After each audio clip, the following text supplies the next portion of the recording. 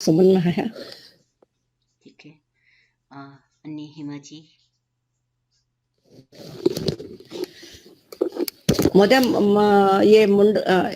ये ये मुंडक उपनिषद में उसने बताया कि मांडुक्य में बताया? मांडुक्य में। मांडुक्य में। और ये तो मैंने उसमें देखा था तो गलत हो गया। ये थोड़ा सा मिलता जुलता है वैसे ये भी प्रसंग। बिल्कुल। हाँ, उससे मिलता जुलता है जी।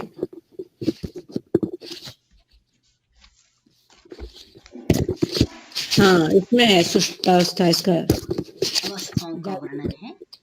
हाँ जी, जागृत स्वप्न सुषुप्ति इसका वर्णन, सब इसका वर्णन है जी महोदय। थोड़ा अभी फिलहाल पढ़ा नहीं, पहले ही पढ़ा था जी।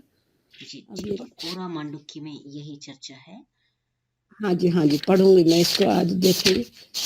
हिमा जी, आपने देखा क्या? कुछ देखा है तो कुछ शब्दों में उसको एक बार व्यक्त करते हैं। नहीं महोदय, मैं नहीं देख पाई। कोई बात नहीं। ओंकार महोदय।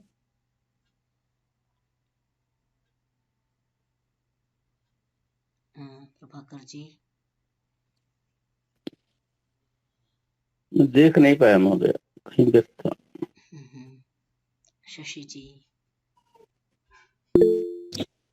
जी मैम, ये जो प्रश्नोपनिषद है ना, जिसमें 129 पेज से जो ये थोड़ा सा है। बिल्कुल बिल्कुल, 129-30 पे दोनों पे है। हाँ जी, इसमें जो ये 5 प्रकार की जो प्राणों की बात की गई है ना, अपान, उदान वगैरह, यही इस प्रकार की जो चर्चा है वो मिलती है कि हमारी जो आत्मा का जो निवास है वो हृदय में है, और हृदय के साथ जो प्रमुख 101 नाड़ियां हैं, 100 शाखाएं फूटती हैं, फिर 1000, फिर 72,000 ऐसे करते हुए जो सभी में व्यान वायु, जो व्यान मतलब चरण करना। तो इस तरीके से यहाँ का इसमें वर्णन मिला था, जहाँ पे हमको ये समझ आया है कि हृदय में जो एक नाड़ी है वो ऊपर की ओर जो जा रही है ना, वो उदान की ओर जाती है। वहां पर यदि पुण्य कर्म करने वाला है तो वो ऊपर के लोकों में यानी पुण्य लोकों में जाता है, और यदि वहीं से यदि वो कर्म दूसरे वाले करता है तो वो फिर मनुष्य उसमें ये कर जाता है। इस प्रकार का वर्णन मिला। तो यहाँ पे जो ये ऐसे ही जो ये कठोपनिषद में बिल्कुल अंतिम में 106 पेज पर है कि यहाँ पर भी हृदय में की 101 नाड़ियां हैं, जिसमें से मूर्धा की ओर एक निकल जाती है, और उसके समय है ना, इस नाड़ी से जो उत्क्रमण होता है तो वो अमृतत्व की प्राप्ति होती है। अन्य से सामान्य व्यक्ति अन्य लोकों में जाते हैं, ये मतलब अन्य योनियों में जाते हैं। ऐसी चर्चा यहाँ भी है। और तो वही हृदय कहाँ है, इसको लेकर आपने जो एक बार बताया था कि कुछ मस्तिष्क में और कुछ यहाँ मानते हैं, पर जब अंगुष्ठ के आकार की जो चर्चा आ रही है, हाँ, तो वो कहीं ना कहीं ऐसा लगता है कि वो हृदय जो जिसे हम सामान्य व्यक्ति मानते हैं वही है। अब कल की चर्चा थी, उसमें जो अन्न का अन्नतर माना गया था, वो मुझे हाँ, तो वो जो है ना, मुझे लगता है कि जैसे अन्न का जो सूक्ष्म स्थूल भाग होता है वो हमारा शरीर से विसर्जित हो जाता है, किंतु जो उसका सूक्ष्म भाग होता है उससे मन बनता है ना, तो वो उसी तरह की जो बातें हैं वो अभी आगे हमारे इसमें चर्चा उसको कह दिया था ना, जो नाड़ियों से जो रस जो सृजित होता है, सृजित होता है जी, वो रस उस समय वो ग्रहण कर रही होती है जब स्वप्न अवस्था में जीवात्मा होता है, उससे मतलब जीवित रहता है, ये भाव वहां पर आया था, है ना? जी जी, यही भाव है उसमें कि जो हमने अभी जागृत अवस्था में चीजों को देखा है, अन्न ग्रहण किया है या उससे सारी जो क्रियाएं की हैं, स्वप्न अवस्था में भी जो है उसका कुछ अन्नतर भाग यानी कि भाग रहता है। जी, यदि हाँ, ये इससे अभी आगे की काफी अच्छी चर्चा है, वो थोड़ी मैंने रीडिंग की थी, आगे इस स्वयं ही जो है ये बात स्पष्ट हो जाएगी मैम। इसको बहुत अच्छे से ना मांडुक्य में समझा दिया है। आपने थोड़ा सा देखा, बहुत अच्छा। और साथियों ने, किसी ने देखा? सुषमा जी,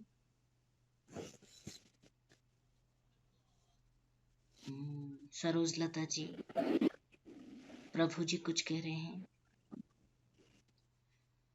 नहीं महोदय, मैंने नहीं देखा। अच्छा, कल शायद आप जुड़ नहीं पाए थे, इसलिए ऐसा है। नहीं था मुझे। हाँ हाँ, इसीलिए पता नहीं होगा। ठीक है। सरोजलता जी, आपने देखा? यशदेव महोदय, आपने देखा? नहीं, मैं तो नहीं देख पाया, मैं नहीं देख पाया। बाहर होंगे, ठीक है। ये काफी सारी चर्चा, बहुत जो हम चूंकि ब्रह्म के विषय में करते आ रहे हैं, एक बार फिर से आज फिर प्रयास कीजिएगा और इसको देख लीजिएगा।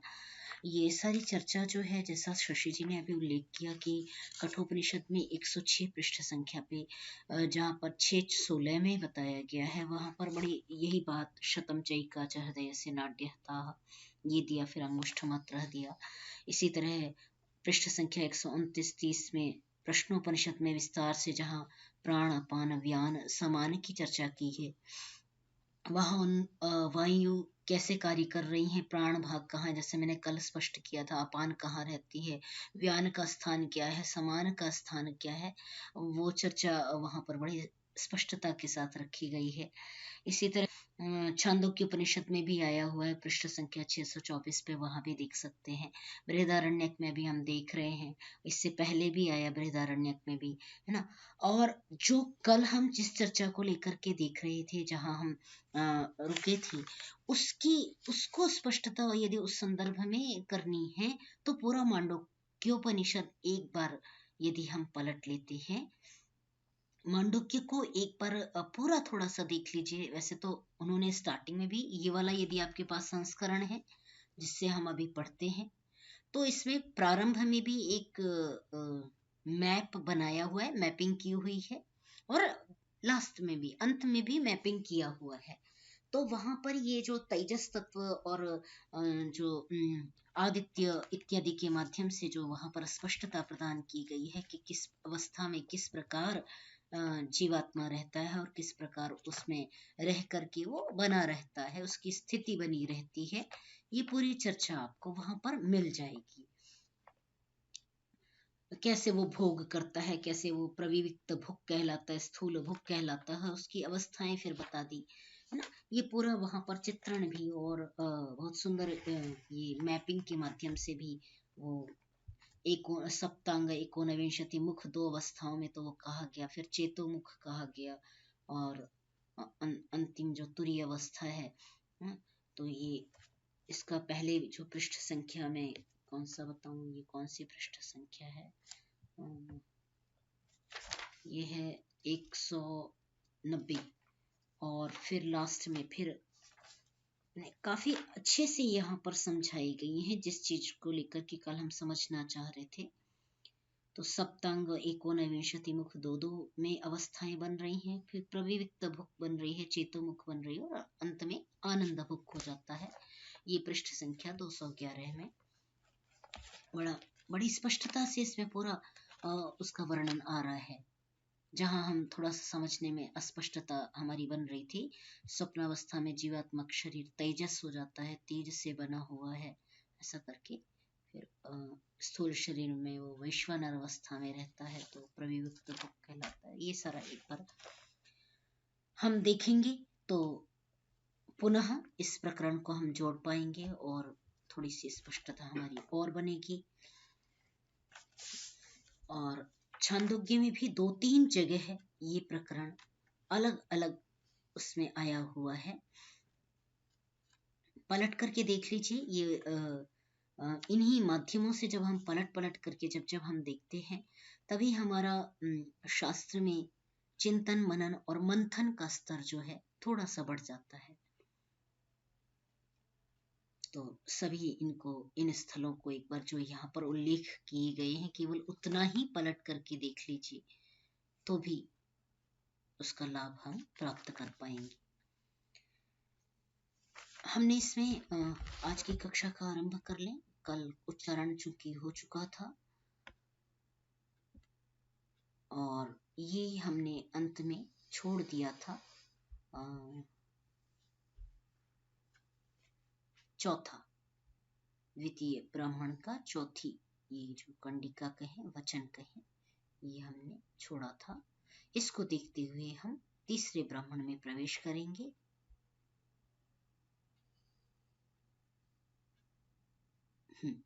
तस्य प्राचीदिक् प्रांचः प्राणाः दक्षिणादिक् दक्षिणे प्राणाः प्रतीचीदिक्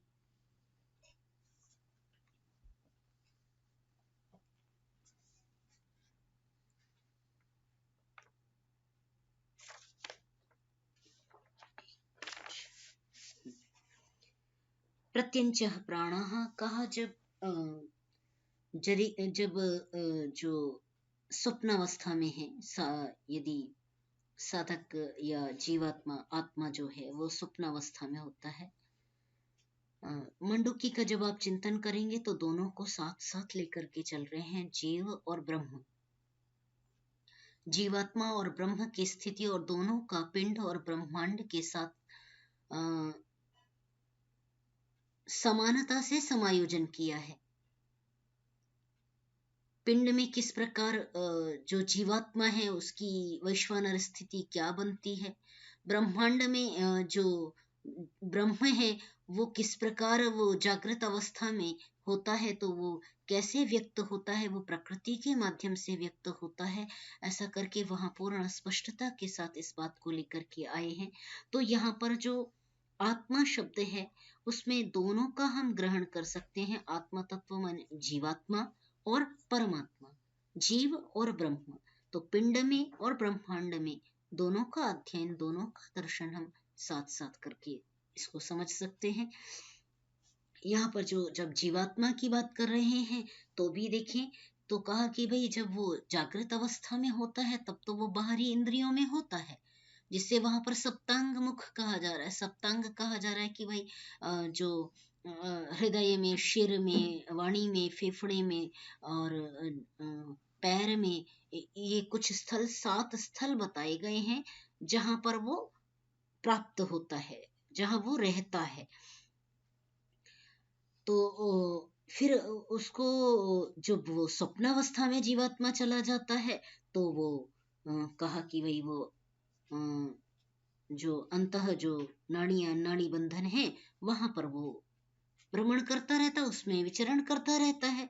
उनसे जो रस सृजित होता है उससे उसका वो जीवित बना रहता है। तो यहाँ पर कहा कि तस्य प्राची दिक् प्रांचः प्राणाः, जो भाई प्राची में देखें, प्राची दिशा के जो प्राण हैं, दक्षिण दिशा के जो प्राण हैं, और प्रतीची पश्चिम दिशा के जो प्राण हैं, उदीची दिशा में जो गए हुए प्राण हैं, शरीर में भिन्न भिन्न भागों में पूर्व, पश्चिम, उत्तर, दक्षिण, ध्रुव, ऊर्ध्व, इन सब में गए हुए जो प्राण हैं, ध्रुवादिक, ऊर्ध्वादिक, ध्रुवादिक में गए हुए प्राण नीचे की ओर, और ऊर्ध्वादिक, ऊर्ध्वा प्राणः। यहाँ पर ध्रुवा न कह करके उसको अवाची दिक कहा है, नीचे की ओर माने ध्रुवा के लिए यहाँ पर अवाची दिक शब्द का प्रयोग किया है कि जो नीचे की दिशा है वो अवाची दिक है, और नीचे पैर तक गए हुए जो प्राण हैं, तो पूर्व, पश्चिम माने आगे पीछे, ऊपर नीचे सब और जो प्राण गए हुए हैं, सर्वाः दिशः सर्वे प्राणाः स एषः न इति, वो क्या है, सर्वत्र व्याप्त जो वह जो आत्मा है वो सभी प्राणों में गया हुआ है, ऊपर नीचे, पूर्व, पश्चिम, उत्तर, दक्षिण, सर्वत्र वही गया हुआ है। वह आत्मा ही प्राण के रूप में सर्वत्र विद्यमान है। और सर्वत्र प्राणों का दर्शन होने के बाद भी पैर के नाखून में भी, पैरों के जो नाखून हैं, नख हैं, उनमें भी प्राण हैं, जीवन है। यदि वो मात्रा से अधिक कट जाए तो दर्द का अनुभव होता है। तो प्राण सर्वत्र गया हुआ है और प्राण के साथ वह जो आत्मा है वो नख से लेकर के शिर के बाल पर्यंत सर्वत्र विद्यमान है। आकेश नख पर्यंत वह विद्यमान है, तो फिर भी उसका जो स्वरूप है वह देखा नहीं जाता, उसको पहचाना नहीं जाता। तो कहा नीति नीति न इति न इति, फिर भी वह उसका वर्णन नहीं किया जा सकता, वह अनिर्वचनीय है, उसको जाना नहीं जा सकता संपूर्णता से, जबकि वह प्राण के रूप में सर्वत्र विद्यमान है। कहा आत्मा अग्रह्य, आत्मा ये जो है अग्रह्य है, न गृह्यते, ग्रहण नहीं किया जाता किसी के द्वारा, किसी इंद्रिय के द्वारा। समझा जाए कि मैंने इसको देख लिया, इसको पकड़ लिया, वो नहीं होता। एकोनविंशति मुख जो से कहा गया वो आत्मा नहीं दृश्यमान होता। अशीर्य, वो काटा नहीं जाता, जीर्ण शीर्ण नहीं किया जाता, नहीं शीर्यते, नहीं काटा जाता है, नहीं क्षीण किया जाता है, नहीं सज्जते, नहीं वो किसी से सख्त होता है, क्योंकि वो असित है ना। यहाँ पर असित, यहाँ पे जो शच समवाय जो धातु है जिससे सज्जते शब्द बन रहा है, कि समवाय होना, उससे युक्त होना, जुड़ना, उस असिक्तः ऐसा पद होना चाहिए था, है ना। तो असिक्तः न कह करके असितः पद प्रयोग किया है। तो असितः जो सितः पद आता है वो जैसे शुद्ध जो श्वेत है, न सितः असितः माने वो कालिमा से रहित है, किसी भी प्रकार की कालिमा से रहित है, न व्यथ्यते न व्यथते, इसीलिए उसके लिए कहा कि वही वो व्यथित नहीं होता, क्योंकि वो किसी भी प्रकार के आवरण से आसक्त नहीं, किसी भी प्रकार की कालिमा या किसी भी प्रकार का जो संग है उससे वो युक्त नहीं है, इसलिए वह बंधन रहित है। और है ना, सितः कहते हैं शुक्ल को, न सितः शुक्ल, जैसा मैंने कहा, असितः कृष्ण वर्ण, ठीक है। तो कहा वो जो नहीं सज्जते, वो असितः भी नहीं है, माने वो कृष्ण भी नहीं है, न व्यथते, न इस कारण किसी प्रकार की कृष्ण कालापन उसको युक्त नहीं करता, तो इसलिए वो दुखी भी नहीं होता, न ऋष्यति, वो न दुखी होता है, न कष्ट को प्राप्त करता है, वो अभयम, अभय की अवस्था में है। हे जनकः, उस आनंद की अवस्था को तुम विदेह हो, तुम उस अवस्था को प्राप्त हो गए हो। इतिह उवाच, तुमने उसको जाना ही नहीं, बल्कि श्रवण मनन निधिध्यासन के द्वारा तुमने उसको अपने जीवन में भी प्राप्त कर लिया है। हे जनक, सह ह उवाच जनकः वैदेहः, वो जो जनक वैदेह हैं, जो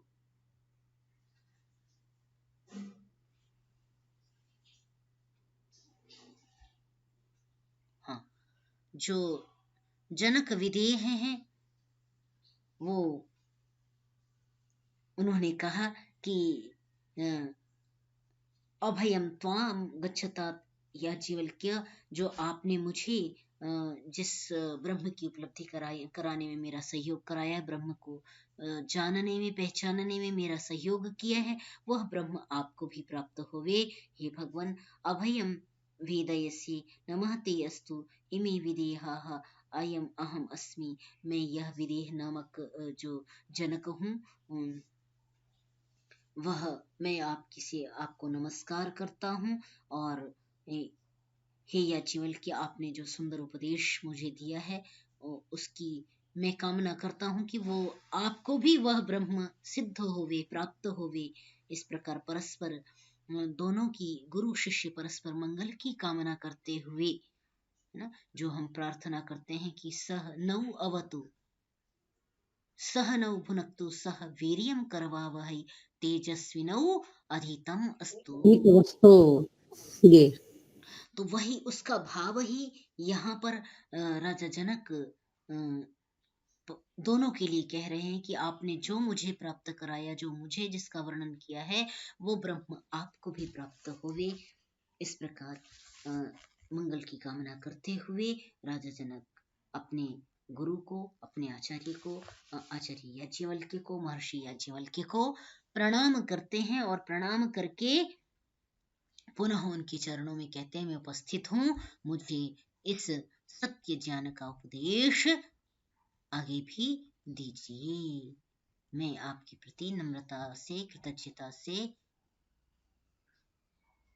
विनम्र हूँ, झुका हुआ हूँ। इति चतुर्थाध्याये द्वितीयः ब्राह्मणः। कल भगवती जी ने तृतीय ब्राह्मण का भी उच्चारण कर लिया था, जैसा मैं स्मरण कर पा रही हूँ। अतः हम अभी उच्चारण न लेकर के व्याख्या की ओर बढ़ेंगे। मैं कुछ कहना चाह रही थी। जब हमने जागृत अवस्था देखी तो हमने उसका पिंड में स्थान आंखों को माना। हाँ, बिल्कुल। और जब हमने स्वप्न अवस्था देखी तो उसे हमने हृदय में माना। और जब हमने सुषुप्ति अवस्था देखी तब हमने उन्हें प्राण के रूप में माना। वो सब जगह है। अच्छा, तो चौथी अवस्था है ही नहीं मैम इसमें। नहीं, वो यहाँ पर इस रूप में वर्णन नहीं कर रहे चौथी अवस्था का। चौथी अवस्था जो यहाँ पर जो प्रसन्नता का अनुभव जहाँ पर हो रहा है राजा जनक को, वही चौथी अवस्था है। तुरीय अवस्था, आनंद भुक, जिसे नेति नेति से कहा मैम, वो चौथी अवस्था है। जी जी, जहाँ आनंद भुक, वो जो आनंद का अनुभव कर रहे हैं, आनंद का भोग कर रहे हैं, वो चौथी अवस्था है। आपने अच्छा ध्यान दिलाया इस बात की ओर में, बहुत सुंदर। जो ये जो चारों अवस्थाओं को यदि हम देखें तो चारों को जैसा आपने कहा तो वैसा हम देख सकते हैं, समझ सकते हैं कि जैसे यहाँ पर प्रथम चरण में उन आंखों में देखा कि भाई पुरुष रूप में, स्त्री रूप में आंखों में है। फिर अंतः प्रदेश में देखा, उसका दर्शन किया दूसरी अवस्था में, स्वप्नावस्था में। और फिर सुषुप्ति में वह संपूर्ण शरीर में प्राण रूप में विद्यमान था। और जो तुरीयावस्था है, जिसमें उसको कहा कि सर्वत्र होने के पश्चात भी वह विदित नहीं हो रहा, उसका फिर भी वो प्रकाश युक्त जो आत्मा है, प्रकाशमान जो आत्मा है, वह जो आत्मा है जिसके लिए याज्ञवल्क्य प्रसन्न हो गई कि उनको वह उसका अनुभव हुआ, उसका प्रकाश हुआ, उसका ज्ञान हो गया, वह जो अवस्था है वह तुरीय अवस्था है।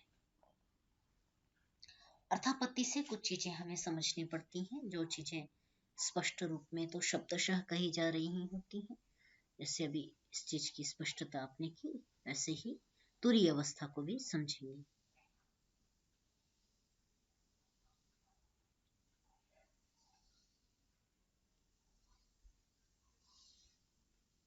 ठीक है,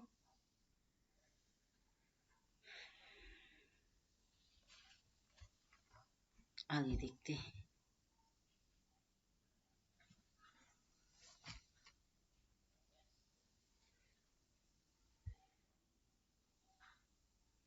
जनकं ह वैदेहं याज्ञवल्क्यो जगाम स मेने न वदिष्ये इति। अथः जनकश्च वैदेहो याज्ञवल्क्यश्च अग्निहोत्रे समुदाते तस्मै ह याज्ञवल्क्यः वरं ददौ। कथानक आरंभ हो रहा है क्या कि एक बार पुनः अलग अलग समय के ये प्रसंग हैं जिनको यहाँ पर संकलित करके एक साथ मनुष्य मात्र के कल्याण हेतु रखा गया है। कह रहे हैं एक बार ऐसे ही यज्ञ नहीं, एक बार ऐसे ही घूमते फिरते जो याज्ञवल्क्य हैं फिर राजा जनक के दरबार में पहुंचे, राजा जनक के पास पहुंचे। अब चूंकि इससे यह विदित तो होता है कि जो याज्ञवल्क्य हैं वो वहीं जो राजा जनक का राज्य है उसके आसपास के अरण्यों में ही निवास करने वाले थे। तभी घूमते फिरते जब उनको नगर की तरफ प्रस्थान करते थे तो या किसी चीज की आवश्यकता होती थी ब्रह्मचारियों के लिए, गौओं की आवश्यकता हुई या भोजन अन्न इत्यादि की आवश्यकता हुई, तो उसके लिए वो नगर की ओर प्रस्थान करते थे और राजा जनक के राज्य में प्रायः आते जाते रहते थे।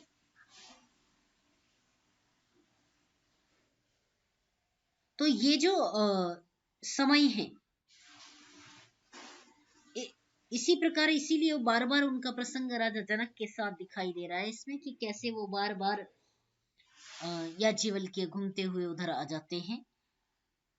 और क्योंकि ये प्रसंग हमने पहले भी देखा था जहां पर वो 1000 गौएं उन्होंने अपने शिष्य को कहा कि हाँक लो इनको, है ना, इन्हें ले चलो गुरुकुल की ओर ले चलो।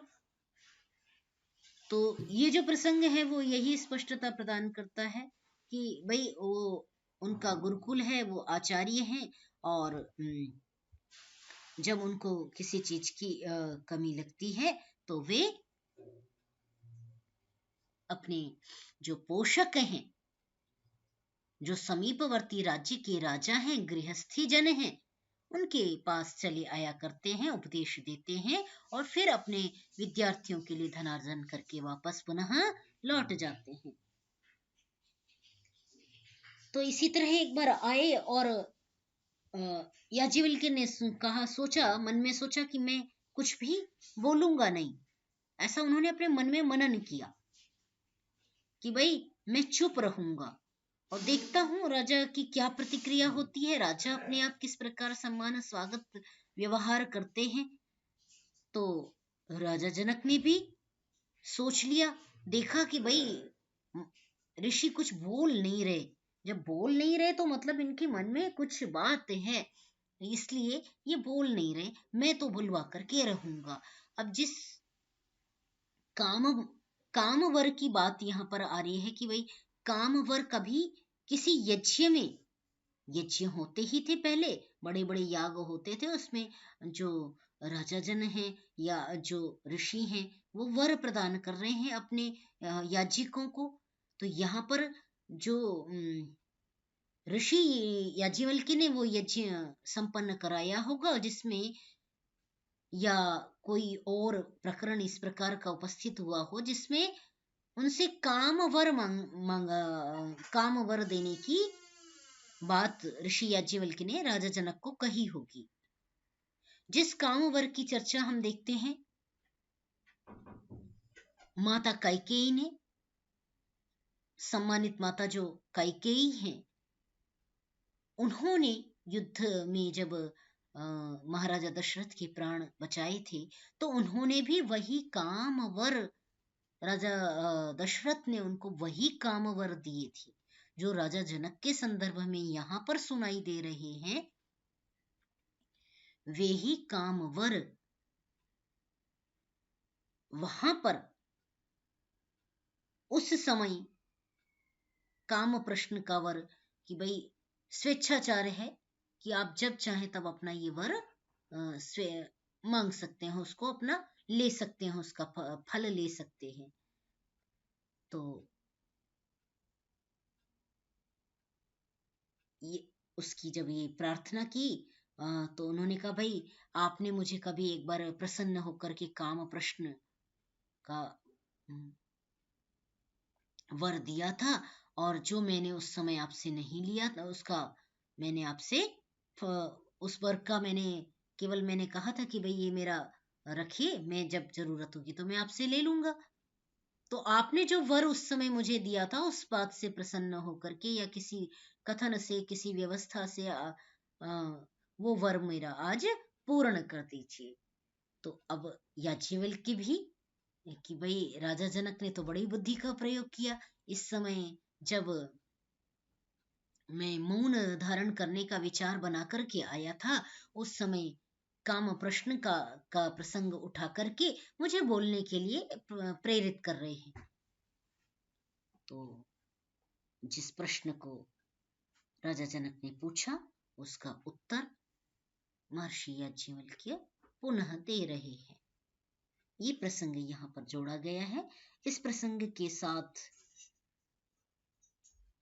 राजा जनक को याज्ञवल्क्य आत्मा का उपदेश कर रहे हैं।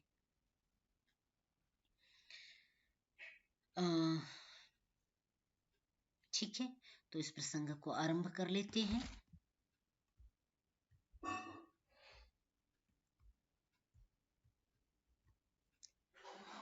कहा कि हे याज्ञवल्क्य, किम ज्योतिरयं पुरुषः। इतना स्पष्ट है कि राजा जनक ने ब्रह्म का दर्शन किया, ब्रह्म की सिद्धि कर चुके हैं, और पुनरपि उनके जो उन्हें ब्रह्म का प्रकाश अंतःकरण में हुआ है, उसके अनंतर भी वो ब्रह्म की चर्चा जो विद्वान हैं, जो उनके राज्य में आते हैं, जो उच्च कोटि के सिद्ध पहुंचे हुए ऋषि महर्षि हैं, उनसे भी उस प्रकार की ब्रह्म संवाद, ब्रह्म के विषय में चर्चा परिचर्चा करते रहते हैं। यहां भी ऋषि से सुनने हेतु उन्होंने प्रश्न किया। ब्रह्म ज्ञान को ऋषि से सुनने हेतु उन्होंने प्रश्न किया कि किम ज्योतिरयं पुरुषः, यह किस ज्योति वाला पुरुष है। आचार्य ने उत्तर दिया, आदित्य ज्योति ही सम्राट इति। आदित्य ज्योति वाला यह हे सम्राट, यह जो पुरुष है वो आदित्य की ज्योति से प्रकाशित होता है।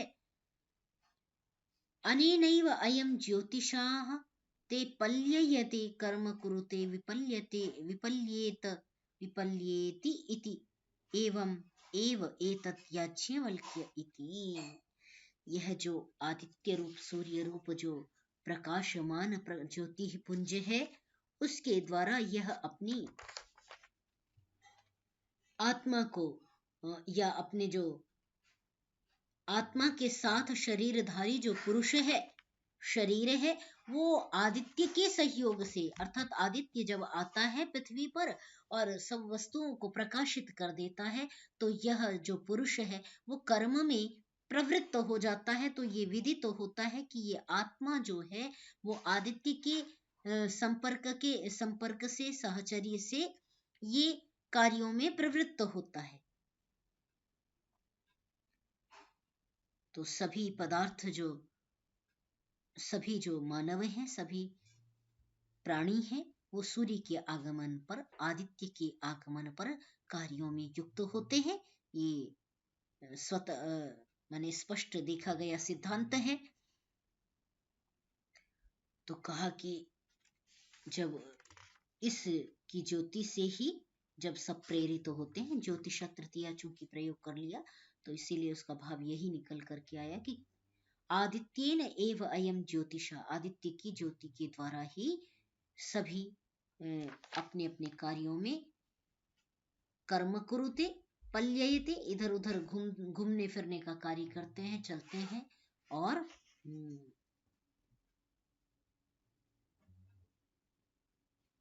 कार्यों में लगते हैं।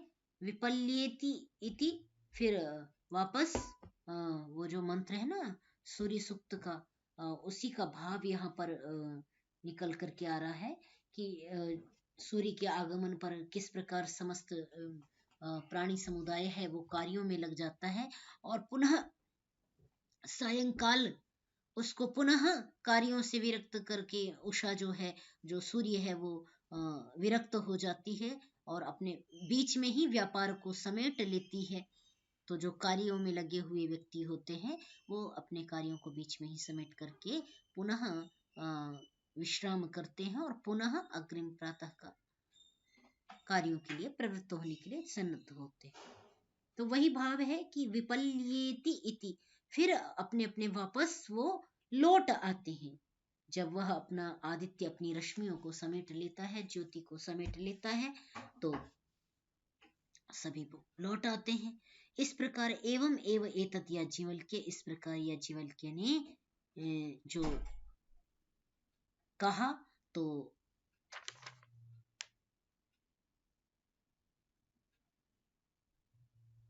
राजा ने उसमें सहमति व्यक्त की कि हाँ बिल्कुल सही, आदित्य से ही व्यक्ति अपने अपने कार्यों में प्रवृत्त होता है और आदित्य के जाने के बाद वो पुनः लौट आता है, समिट जाता है। फिर राजा ने पूछा कतमः आत्मा इति योयम विज्ञानमयः। नहीं, मैं आगे पलट दिया, शायद ज्यादा पलट गया, जस्ट वन। हाँ। कहा अस्तमिते आदित्य याज्ञवल्क्य किम ज्योतिरेव अयं पुरुषः इति चंद्रमा एव अस्य ज्योतिर्भवति। कहा जब आदित्य अस्तंगत हो जाता है हे याज्ञवल्क्य, उस समय यह पुरुष किस ज्योति वाला होता है। कहा चंद्रमा एव अस्य ज्योतिर्भवति, जब सूर्य अस्त हो जाता है तो चंद्रमा की ज्योति से, चंद्रमा की प्रकाश से यह प्रकाशित होता है और कार्यों को संपन्न करता है। चंद्रमसा एव अयम ज्योतिष ते पल्ययते, चंद्रमा की ज्योति से ये इधर उधर गति करता है, कर्म कुरुते, कर्म करता है। विपल्येत इति, और पुनः उन कार्यों को करके अपने को समेट लेता है। विपल्येति, लौट आता है। इस प्रकार तो एवं एव एतत् याज्ञवल्क्य, हाँ हाँ आपने मुझे सही, बिल्कुल सही कहा। इस प्रकार सहमति व्यक्त कर दी कि हाँ हाँ मैं भी इसी प्रकार समझता हूँ कि पहले आदित्य था, दिन भर उसकी प्रकाश में कार्य किया, और रात्रि में भी यदि किसी कार्य में प्रवृत्त हो रहा है तो वो चंद्रमा का प्रकाश होता है, उसके साथ वह कार्य में प्रवृत्त होता है। तो कहा अस्तमिते आदित्ये याज्ञवल्क्यः चंद्रमसि चंद्रमस्य स्तमिते किम ज्योतिरेवायं पुरुषः। सूर्य के छिप जाने पर हे याज्ञवल्क्य, सूर्य के छिप अस्त हो जाने पर और चंद्रमा के भी अस्तंगत हो जाने पर किम ज्योति एव अयं पुरुषः इति, ये किस ज्योति वाला यह पुरुष होता है। तो कहा जब चंद्रमा भी दर्शन न दे और सूर्य भी दृश्यमान न हो तो अग्नि के आश्रय से यह कार्यों में प्रवृत्त होता है। अग्निना एव ज्योतिषा ते पल्ययते कर्म कुरुते विपल्येति इत्येवं एव एतद् याज्ञवल्क्येति, अर्थात वो अग्नि की ज्योति से कार्यों में प्रवृत्त हो जाता है और वापस फिर कार्य करके फिर लौट आता है। कहा अस्तमिते आदित्ये याज्ञवल्क्यः चंद्रमस्य स्तमिते शांते अग्नौ किम ज्योतिरेवायं पुरुषः। भाई आदित्य भी अस्तंगत हो गया, चंद्रमा भी अस्तंगत हो गया, अग्नि भी बुझ गई, शांत हो गई, है ना, अग्नि भी शांत पड़ गई। ऐसी स्थिति में यह पुरुष किसके दीप्ति से, किसके तेज से दीप्यमान होता है। तो कहा कि वाग एव अस्य ज्योति ही, उस समय वाणी ही इसका ज्योति होती है ना। तो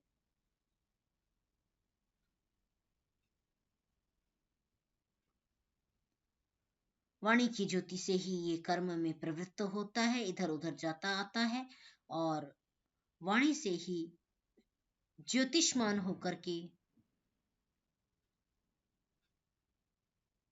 यह कर्म करता है और फिर विपल्येति, अपनी इंद्रियों को, अपने कार्य व्यापार को समेट लेता है, लौट आता है।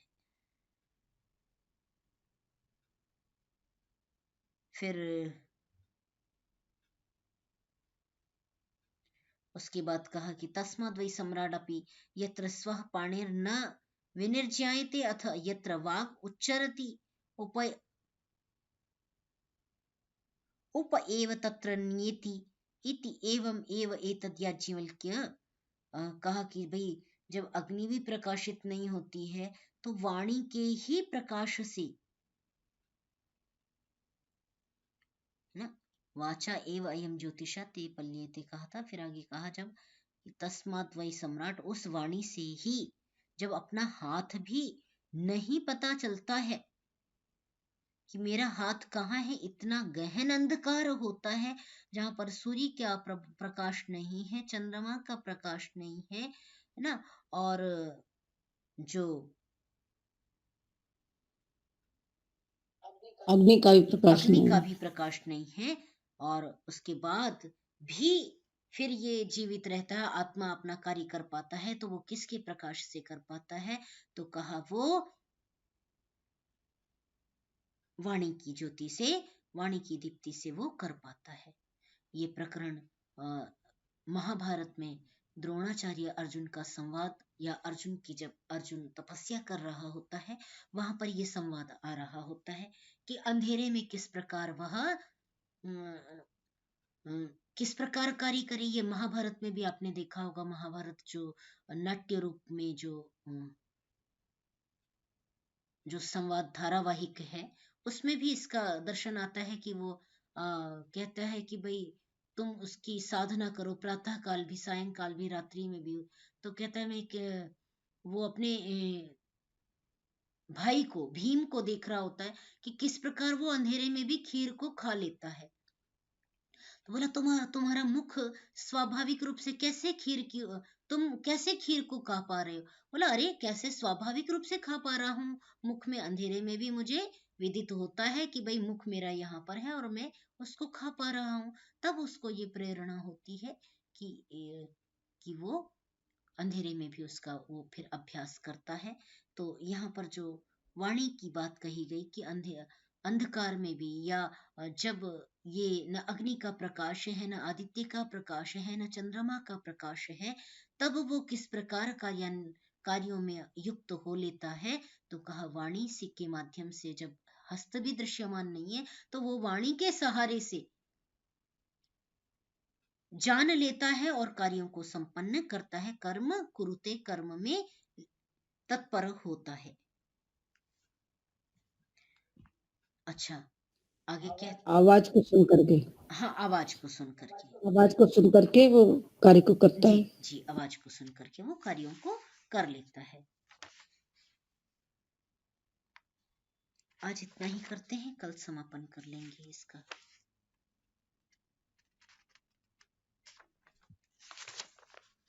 बड़ा है, कल भी पूर्ण नहीं होगा, तो आज के लिए इतना ही करते हैं। प्रकरण ये बड़ा है, आगे कर लेंगे।